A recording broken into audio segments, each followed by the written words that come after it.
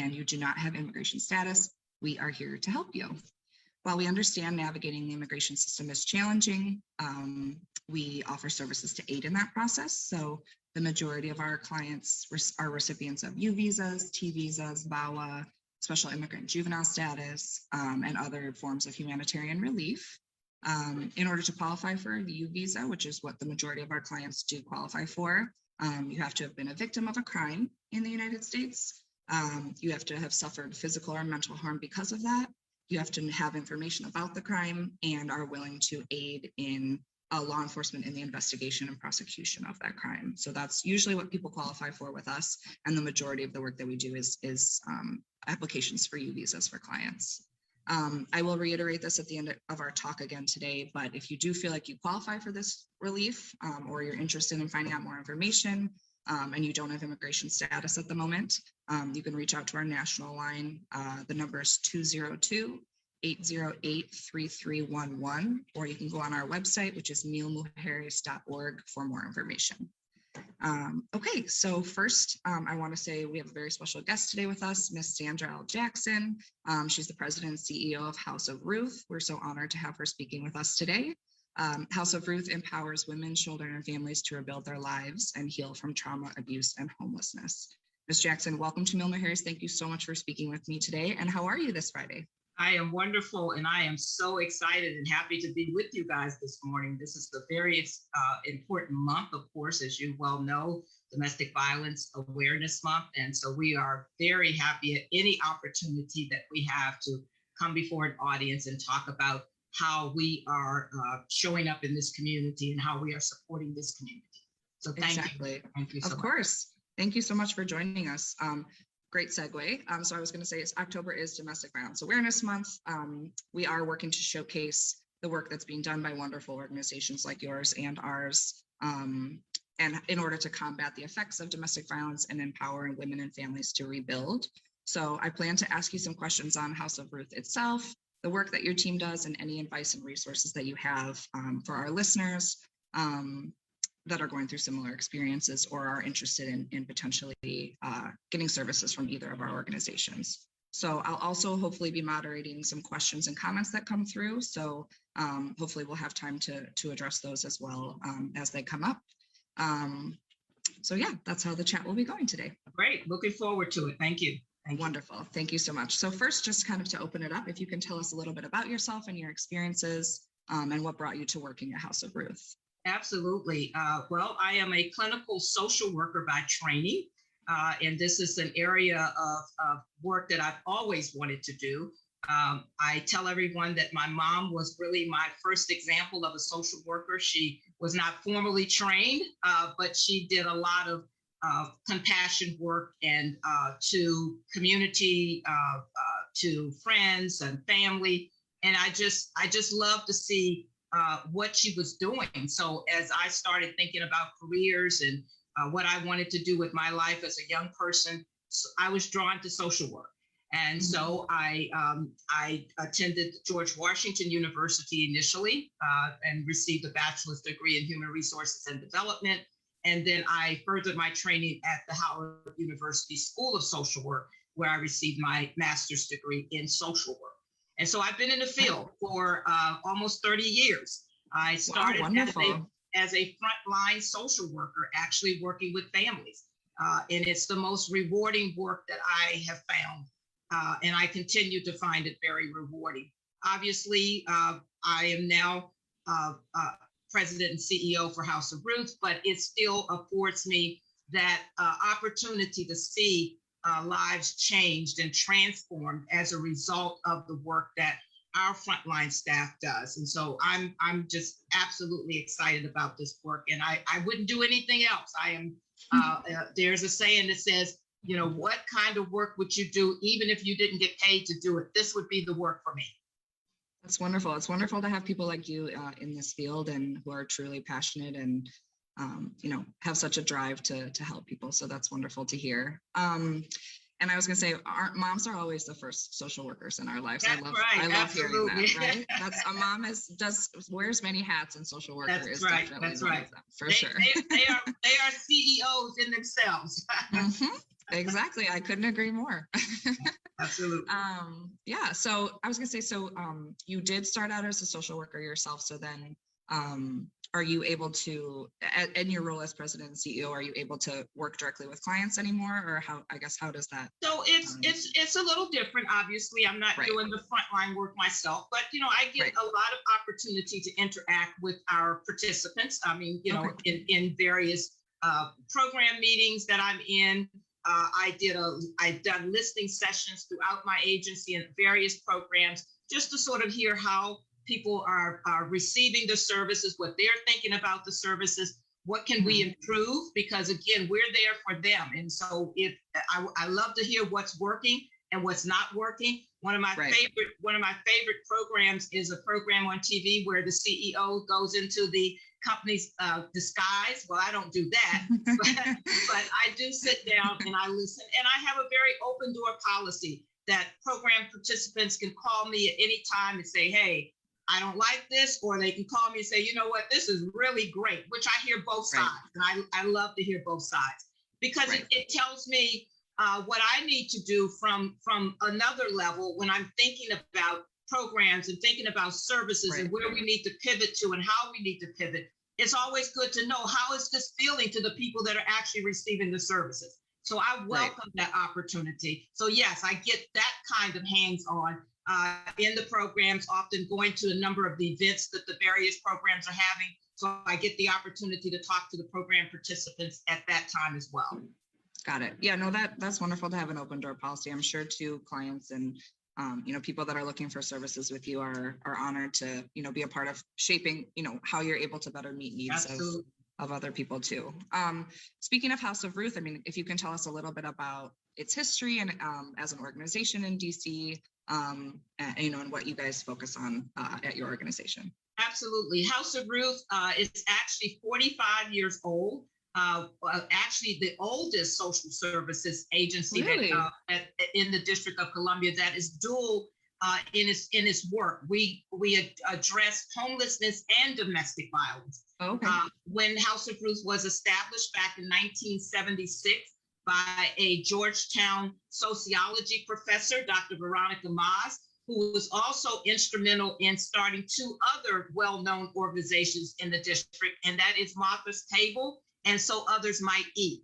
So she was really a trailblazer, if I can say wonderful. So myself. Yes, I didn't get a chance to meet Dr. Maz, of course, but the history speaks for itself in terms of her vision for the organization from the beginning.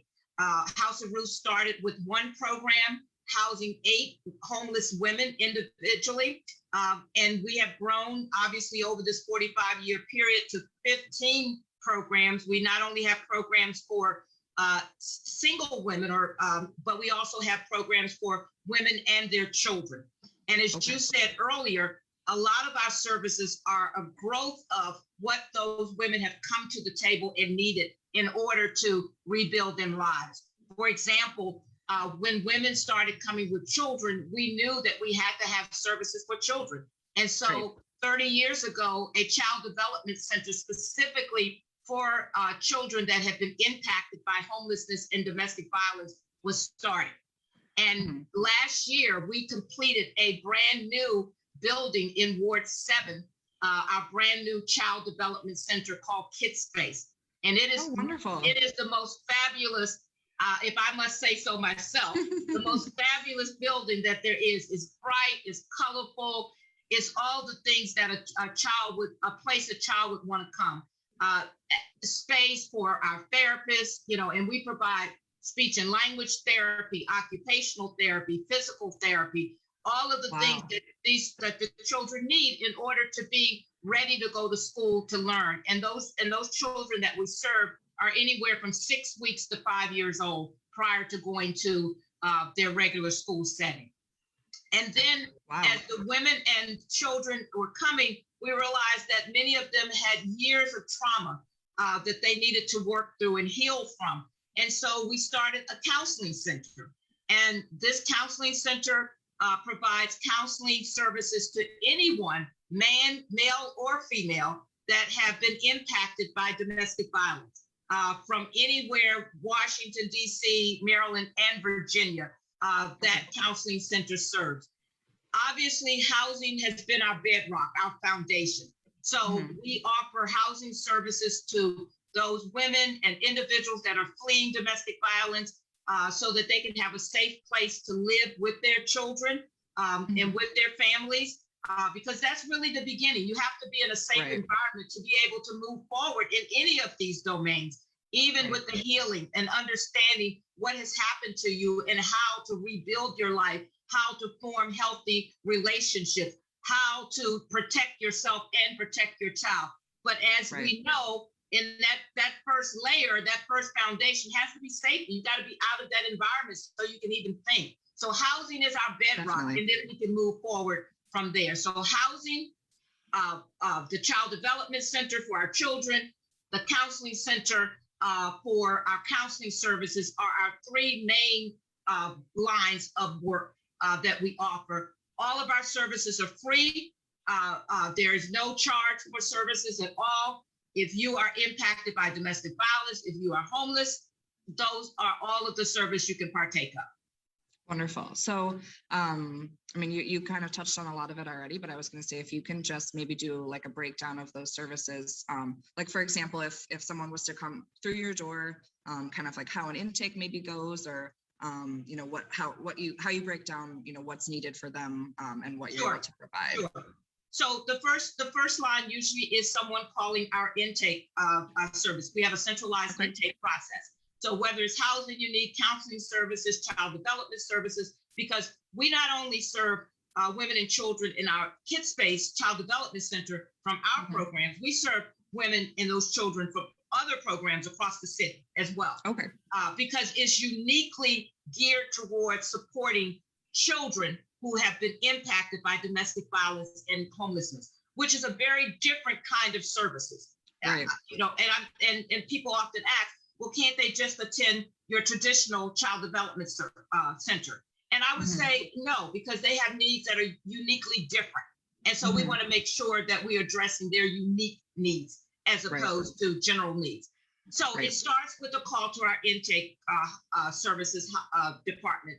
And that person is able to take some basic information and to sort of assess what the needs are and match people to the right entity, whether it's housing that they're looking for. And if it's housing, we will bring them in for a interview. We are doing some of that virtually right now, obviously. But, you know, at some point, they're able to actually get to see the housing units that are available. And our women and children live in their own apartments in buildings that we own, or in scattered site apartments that we're able to lease with landlords in the community.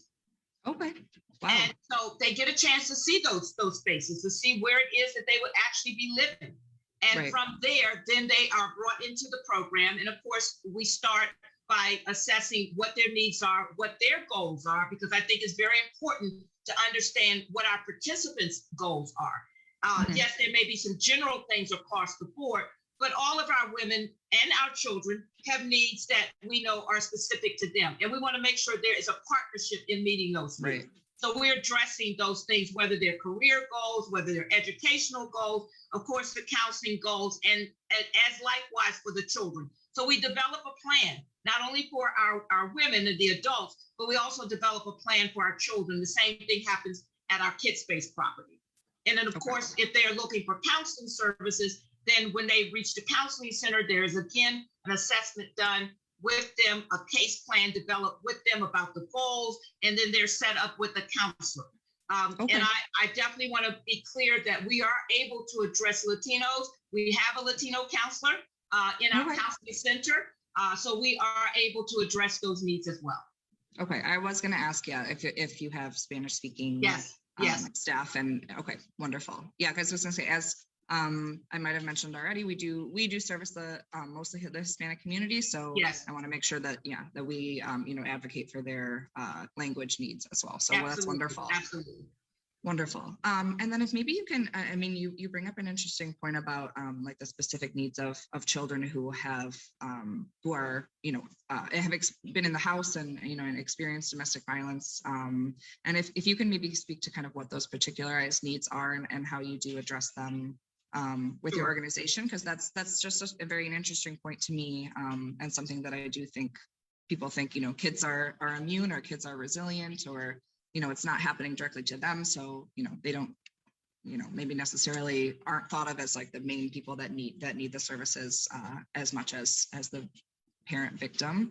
So if you can elaborate on that, that's just very interesting to me. Yeah, and I appreciate you bringing that point up, because you're right. That is usually the thinking, that kids are resilient, they're not paying attention, but we know kids pay attention to a lot of things. Definitely. And they take that on. So in situations where there is abuse going on in the family, and while they might not be the direct recipients, the fact that mom is not able to focus on their needs, right, causes many of our children to find themselves in delayed situations. So they're not speaking at an age that they should be speaking. They're not, walking or being able to feed themselves and do all of the things that you would expect the normal growth and development cycle to take on. So right, we find that when children come in, they're not in that posture. So that's why we talk about the physical therapy, the occupational therapy, the speech and language therapy, because some of our children are not speaking, right, and they've been able to soothe themselves, or not soothe themselves, but been able to try to protect themselves so they don't cause, a lot of other conflict in the home. So right, that's how we are addressing them. And the sad part about it is that some people may view them, if they saw these kids, and think, okay, well, there's something physically wrong with them. But it's not necessarily a physical disability. It's Mhm. because of the trauma that they've experienced. Right. And they've learned coping mechanisms to protect themselves. And now that therapists have to work with them to bring that out, draw that out, to cause them to get to a Right. place where they realize they're no longer in that kind of environment. They can be the playful, joyful children that we would expect them to be. But Right. understanding that they've seen some things that no child should ever have had to see. Definitely. That's wonderful that you, that you're addressing that individually. And I mean, like I said before, I do think that, not that we want to address, children's needs as much as possible, but sometimes, getting the parent out of the situation and giving the parent services is usually like a priority. And Yes. It's wonderful that your organization is looking at it holistically. Like, how can we help the whole family? That's right. To address. And the other piece I would add to that is that we're, as we are working with mom around her own healing needs, we're also helping her to be able to meet the needs of the children as well. So that continuation from the Child Development Center to the housing program is equally important, because again, the goal is for our families to rebuild their lives and move on to independent housing. So we want to make sure that they're leaving with that skill set to continue that great work that we started. Right. That's wonderful. So that just to circle back a little bit, because you talk about, kind of, I guess, the three different aspects that you work with and that you address. If someone were to come to you and does have housing, like they've secured their own housing, or they're staying with a friend or something like that, are they still able to access your services where they wouldn't need the housing to start with, or is that kind of where your focus is? No, they do not have, if they don't need the housing, they can still access the Child Development Center, and they can still access the counseling services. Those are still freestanding services that they can access on their own. And Wonderful. We do have many people that come in for our counseling services that are not connected with any other part of our agency, as well as our Child Development Center. Yes. That's wonderful. Okay. Because we do, we hear of a lot of clients that are able to stay with family or friends, and but it would still, very much benefit from the other aspects of what you can provide. So that's wonderful. So another question I have, first, before I say it, we do want to highlight that people going through abuse and trauma are not alone. So before I ask this question, I just, I want to preface by saying that, and there are many organizations like ours who are here to help.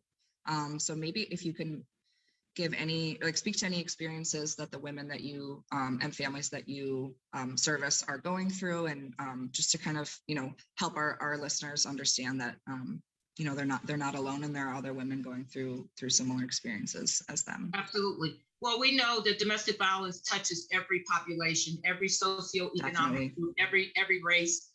It is not an issue over here, not over there. It's everywhere. And for some, people don't know how to access certain resources. It's also For some, it's shameful that they don't want to talk about it because, of the impact, in the family, how folks will look at that. It's not a subject matter that we've not reached a goal where this is as open as one would like.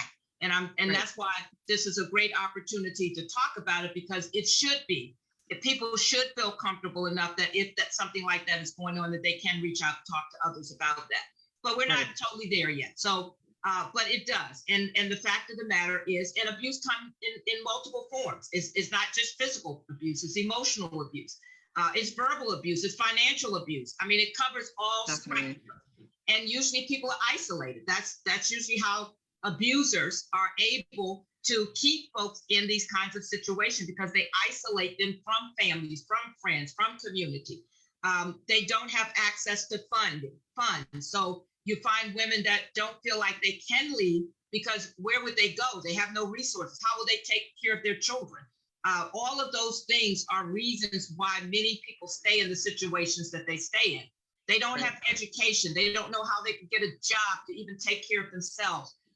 So what a House of Ruth or organizations like ourselves offer is for them to be able to step away and understand that support that they need, the basics that they need, the housing, clothing, food. When we say housing, we're talking about really supported, service enriched housing. And what that means is everything that family needs is provided. They come with fully furnished apartments.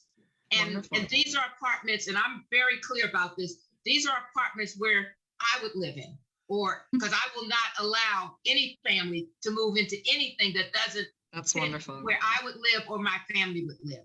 We're in the process right now of upgrading our apartments, and we're having them totally renovated with all new appliances, flooring, painting, name it. Wonderful. And then we furnish it, everything down to pots and pans, towels, whatever. So families that flee in the middle of the night, they have nothing. Here's where they come, where everything is there. Clothing for the children, clothing for mom, whatever is needed. And from there, we start building what is needed going forward. If mom has never had a career, okay, what is mom interested in doing? What would mom like to do? What has been her dreams that have never been realized? And then we're helping them with financial management, how to really have a bank account for the first time. We work with a partnership, WYCA, that's connected to one of our banking institutions. And they go through a financial literacy program. And once they finish that program, the program starts a bank account in their name with $250.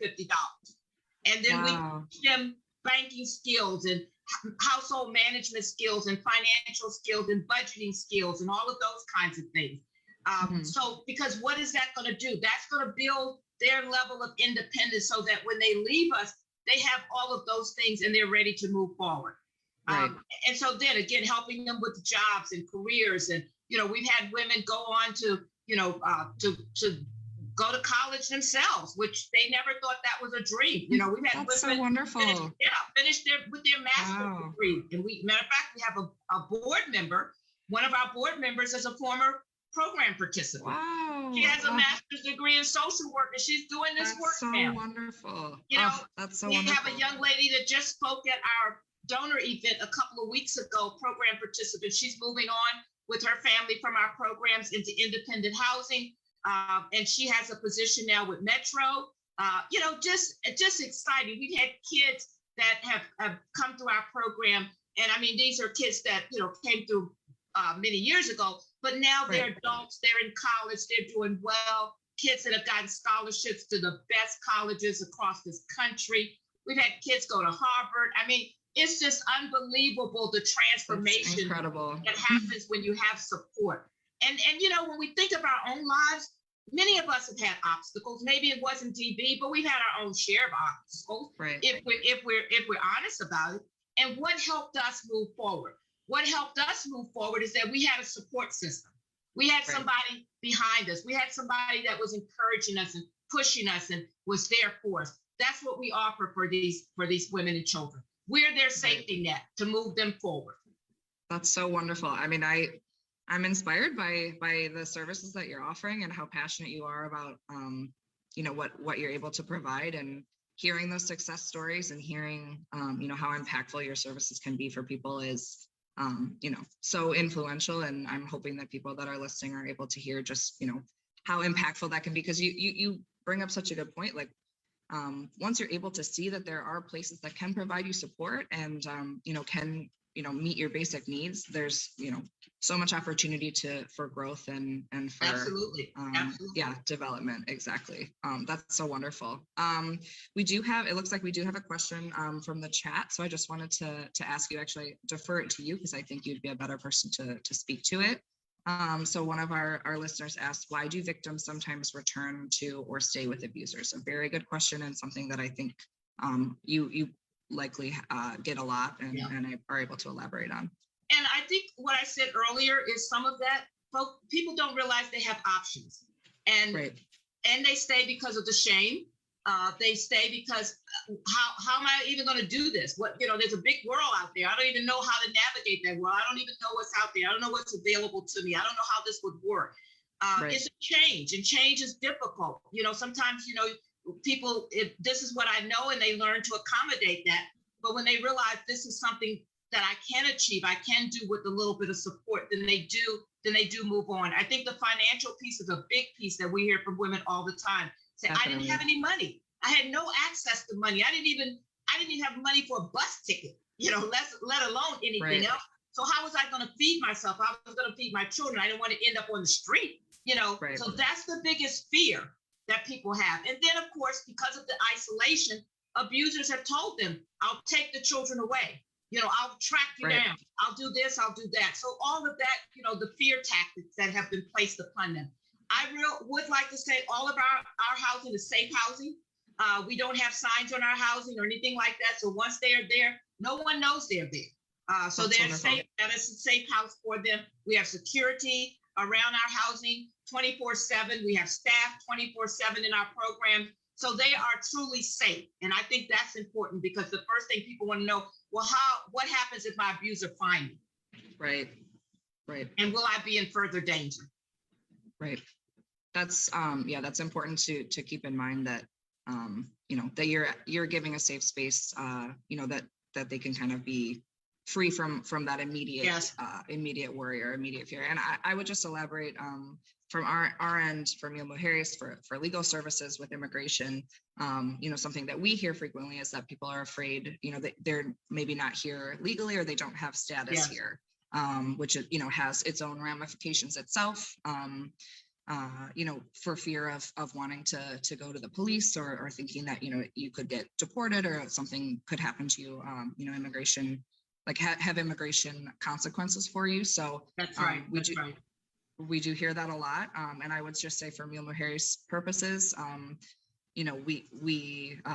that shouldn't be a fear for anyone coming to us directly. And especially to reiterate how important U visa and VAW is that we offer. While you have that status, you are safe from or a very low risk for deportation. So that's something to reinforce for people that might qualify for our services, or might be interested, that's a very low risk once you're able to get the status with us. So, and I think the other thing I would add, Samantha, is that there's a fear of failure. People, are very concerned about, if I get out and I can't do it, then will I have to return? One of the great things that happens in our counseling center is they really work with women around a plan, because not everybody's able to leave immediately. But how do you develop a plan, a safety plan for how you leave? What do you need to have documentation with you? All of those things that are important, which sometimes many women don't have access to, again, because abusers, they know. So that's a big thing that we're able to do. The counselors are able to work with them around. Okay, let's talk about how to do this, how to keep yourself safe, but also how to make a plan for leaving. Right. Yeah, I think reiterating too that, like you said, you might not be able to leave right away, or you might kind of want to explore your options, and also, I struggling to word this, but sometimes if you do go back, or if you do end up having contact with that person again, it shouldn't be seen as a failure. And I'm sure, Right. your That's your right. organization would agree with that. It's a process, and it's a difficult process. Yes. And and no one's perfect, and things happen. And so people do go back, and it should never be seen as failure. That's right. as a failure, for sure. So you've mentioned the therapy a couple of times, and the counseling services. So can you kind of elaborate a little bit on what you're able to provide, and how those work for our clients? So for our therapy, you are matched with an individual counselor Okay. that would work with you directly. And this is just like any other counseling practice that one would go in. We've got an office space set up in a confidential location. You would go, and we're doing a combination of telehealth as well as in person. Some people are comfortable being in person. Some people are not right now because of the COVID. And so we can do telehealth sessions as well. And this was really good for, because we were able to pivot right after everything closed down with the pandemic. We pivoted right to telehealth. And so we were doing that. And so we're continuing that for those persons that want that. And there's these appointments are, scheduled according to individual convenience, obviously, with day sessions, evening sessions, if that's what folks need.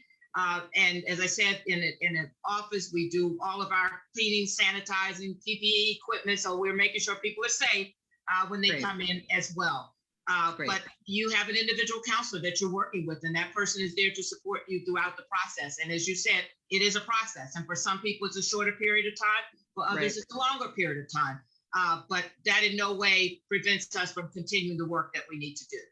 Right. And can you speak maybe to, because we talk about this at Mujeres as well, just like the importance of therapy and counseling through this process? Because we do believe as well, just, there's even, especially for us with immigration process, and, you're, in order to get relief, especially with U visas and VAWA, you're forced to kind of reiterate and go over, what happened to you, again, multiple times, to kind of explain to us, what happened and how we can best meet your needs. And that can sometimes be re-traumatizing. And so if you can maybe talk about, just like how important therapy is through, through this process, so that, because it's not just like it happens and then it's done and you can move on. It's right. Unfortunately, you're sometimes having to, talk about it again and again. So just, the importance of that therapy through the process. Absolutely. And the purpose of the therapy is really about healing from the inside. We can put a lot of Band-Aids on things, and, we can do the housing, we can do, the child care, and you can get a job and have a career and all of that. But there's this thing happened to you.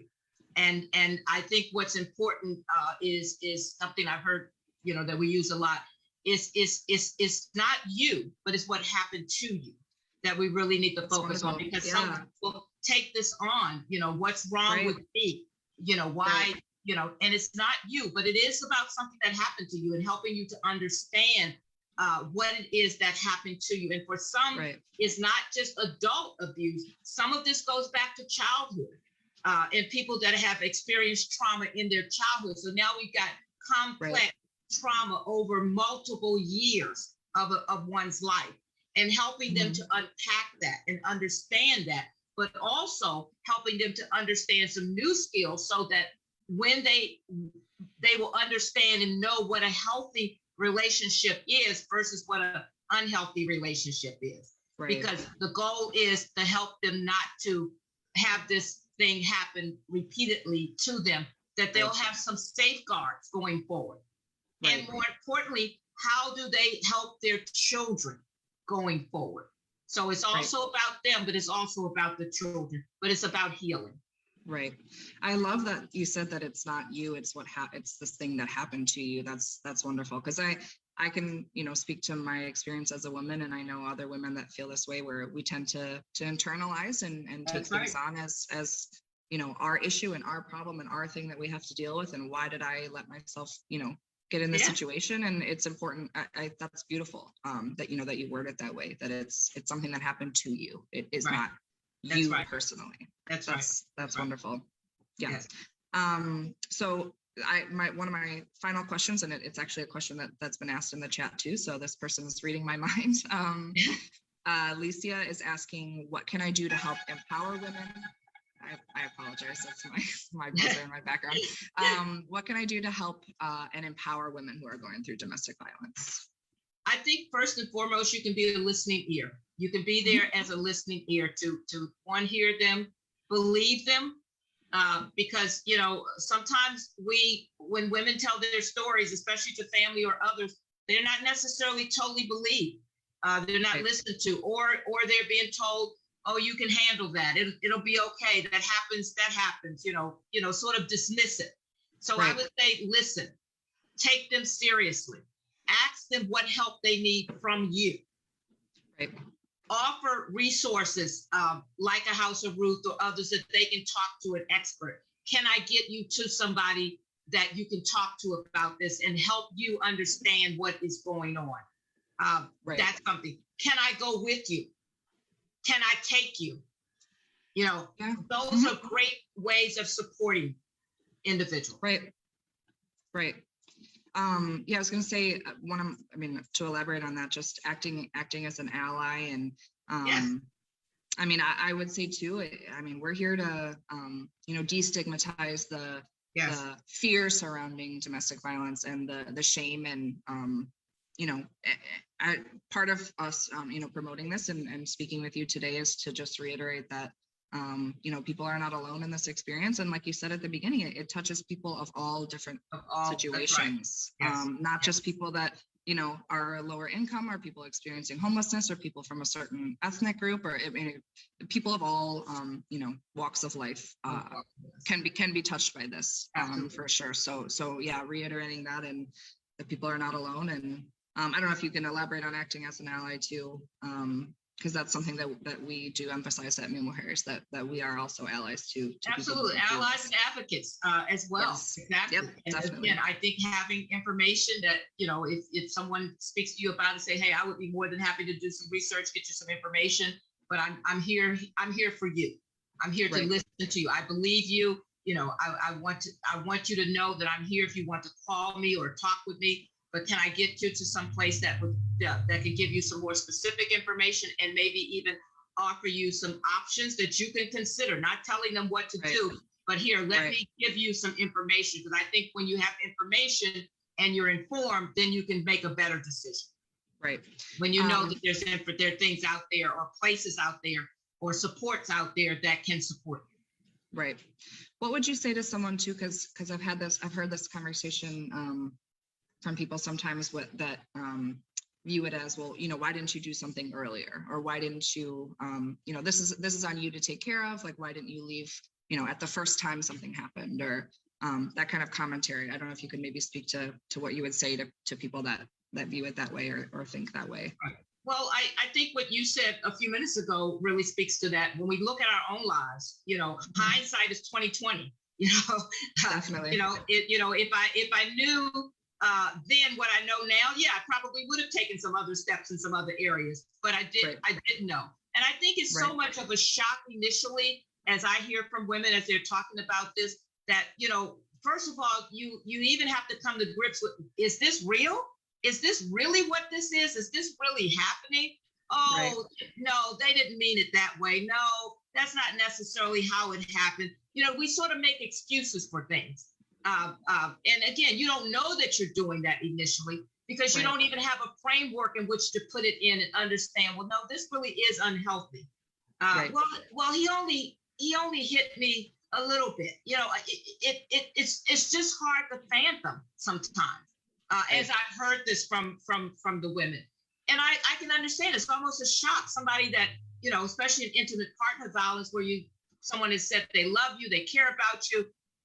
It's hard to understand. And that's why I said the childhood trauma is also very interesting, because if you have come to see this in most of your life, this is what your mom experienced, this is what grandma experienced, you almost become desensitized to it. Or you almost think, okay, well, this is the way it's supposed to be if I don't know anything different. So all of those are reasons. Right. No, that makes a lot of sense. I do think, unfortunately, that, I mean, you would know this better than I would, just that unfortunately has been sort of a cycle. Domestic violence can be, a cycle, and it's important that organizations like yours are working to break that cycle and provide for coping mechanisms so that hopefully we can, people can learn to have better ways of addressing their issues and moving forward. So and you're right. Abusers are very manipulative, and so you've got that factor playing in as you talked about the cycle. Right. You experience their abuse, and then there's this makeup period, and this is never going to happen again, and all these promises, and then you get into the cycle again. So yes, it is a cycle, and and it's a mentality that one has to understand to see it for themselves, and that's why.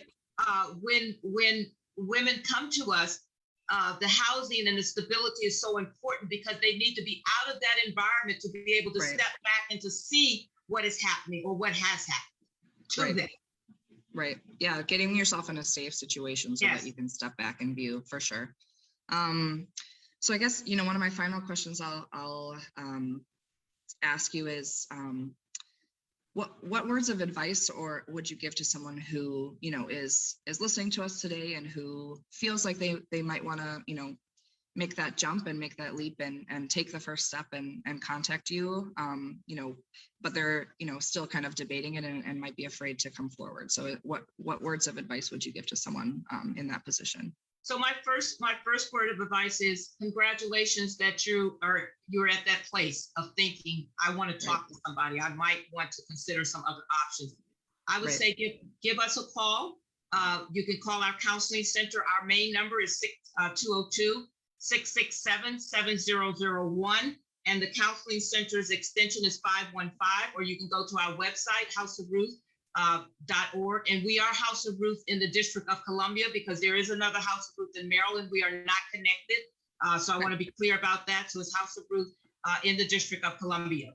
You can call our intake line as well, which again, the main number 202-667-7001. And the intake extension is 320.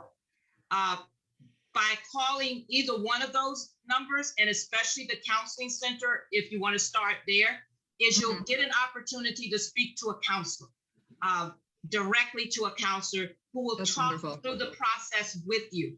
Where are you? What is happening? Help me to understand what's happening and be able to give you some more concrete guidance on what your options might be. It might lead to your wanting to come in for a counseling session, which would be great. It might lead to just a discussion on the phone. Maybe you're not quite ready to take that step, but you're at least talking with someone, which I think is the beginning. You're opening the door for possibilities. Right. That's wonderful advice. And that's wonderful that you, have that direct contact that you're able to provide for them directly to a therapist or to a counselor. Because I do think even just if someone wants to, even if they're just considering the, the option or wants a little bit more information, but isn't maybe ready to come in physically or to leave, their living situation or whatever it is, they're still able to get direct counseling, information from your organization. That's wonderful that they can still get that right away. Absolutely. From you. We want them to be able to we want them to be educated and be able to make an informed decision, because again, sometimes it's about, well, is this really happening? Is this really that, or is this really something else? And so here's how you start that process. Right. That's wonderful. Yeah, that's wonderful. And I was going to ask for the numbers to call too. So I'm glad that you mentioned those. If you can could you repeat them just in case? Sure. So our main telephone number to the House of Ruth is 202-667-7001. And the extension directly to our counseling center is 515. The extension directly to our intake line is 320. You can go to our website, which is houseofruth.org. Wonderful. Thank you so much. And I was going to say too, you mentioned earlier about, kind of how you are in the community with events and stuff. Or do you have any events coming up or anything that might be of interest to our listeners, to people watching today? On our website, we would have that information. I can't think of anything right now that's coming up. We just had our donor event, which is an annual event where we have a participant come and speak each year. We just had a vaccine clinic at our Kid Space area that we opened to the public for anyone that wanted to come and learn more about vaccine options, ask questions that they may be still confused or concerned about. And so we did videotape that. That is going to be on our website. So that information that people can access as well. Our website has a lot of good information. Obviously, we're on all of the social media platforms as well. So you can follow us there. Wonderful. Thank you so much. I really appreciate you talking to us today, Ms. Jackson, and I'm inspired by your work, and I'm honored to have spoken to you today. I really, really appreciate you speaking with us. Thank you so much. And also on our website are volunteer opportunities for those that are interested in volunteering. Now, obviously, looks a little different right now because of COVID, but there are opportunities there. And of course, anybody that would love to support our work in any way, you can get all of that information from our website. Exactly. And talk about being an ally. I mean, volunteering with your organization or supporting in any capacity, that's a direct and indirect way to be an advocate. So that's wonderful. And I just want to reiterate for us, for Mujeres, that just as a reminder, I know I mentioned this before, if you do feel like you qualify for immigration relief or are interested in finding more information about our organization, you can reach out to our national hotline, and that number is 202-808-3311, or you can go on our website as well, mujeres.org, for more information. So again, thank you so much, Ms. Jackson, for speaking with me today and telling us about House of Ruth and the services and what you are able to provide, and for being such a wonderful advocate for victims of domestic violence. We appreciate your work. Thank you. And thank you for being a partner in this community of work as well. Thank you. Of course. Thank you so much, and have a wonderful day. You too. Take care. Bye-bye. Thank you. Bye-bye.